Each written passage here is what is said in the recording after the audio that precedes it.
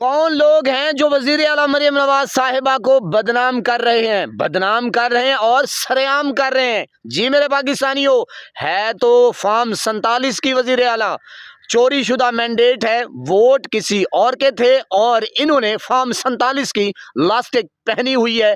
ये इनकी हुकूमत जो है इस तरह लड़खड़ा रही है, किसी वक्त भी धड़म तख्ता हो सकता है। जी मेरे पाकिस्तानियों, वजह यह है कि ये फॉर्म 47 की पैदावार है, जाली चोरी शुदा मैंडेट लेकर आए हैं। ये अपने वोट से नहीं आए, अपनी ताकत से नहीं आए, ये लाए गए हैं, ये नाजल हुए हैं। जी मेरे पाकिस्तानियों, ये चोर हुकूमत है, चोरी मैंडेट लेकर आए हैं। बहरहाल आ गए हैं, नाजिल हो गए हैं। तो बात करते हैं उस पॉइंट के ऊपर कि आखिरकार कौन लोग हैं जो वजीर आला 47 की पैदावार 47 फॉर्म की जाली वजीर आला को बदनाम कर रहे हैं, और कौन लोग हैं और क्यों क्यों कर बदनाम कर रहे हैं और क्या वजह है।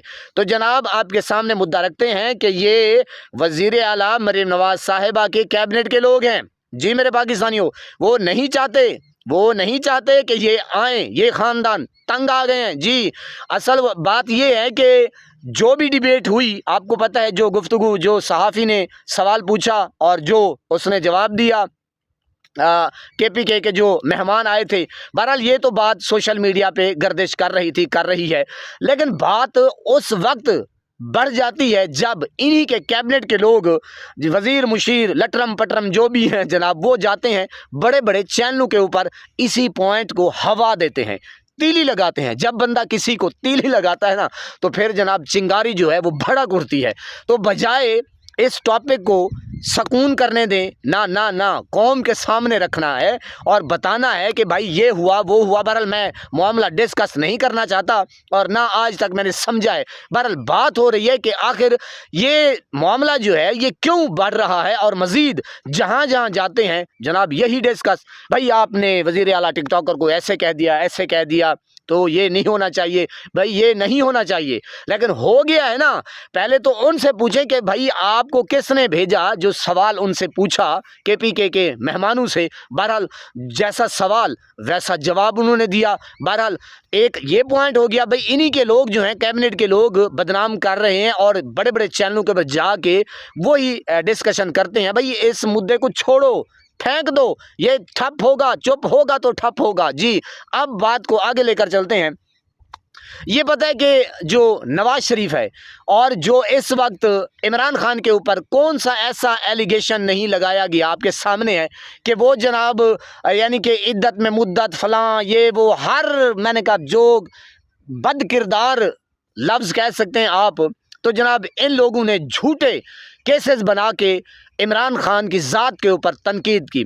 तो जनाब जो बंदा किसी को रुसवा करता है, जलील करता है, असल में वो खुद रुसवा हो रहा होता है और जलील हो रहा होता है। तो ये है जनाब इमरान खान का क्या कहते हैं कि ये लोग उनको बदनाम करने चले थे, अब ये भोगते हैं। तो जैसा करोगे वैसा भरोगे, जैसी करनी वैसी भरनी, आपके सामने है। तो जनाब ये नहीं होना चाहिए। अब बात करते हैं कि इन्होंने इमरान खान की ज़ात के ऊपर इतनी तनकीद की, आखिरकार ये खुद तनकीद की जद में आ गए। तो मेरे पाकिस्तानियों, ऐसा नहीं होना चाहिए।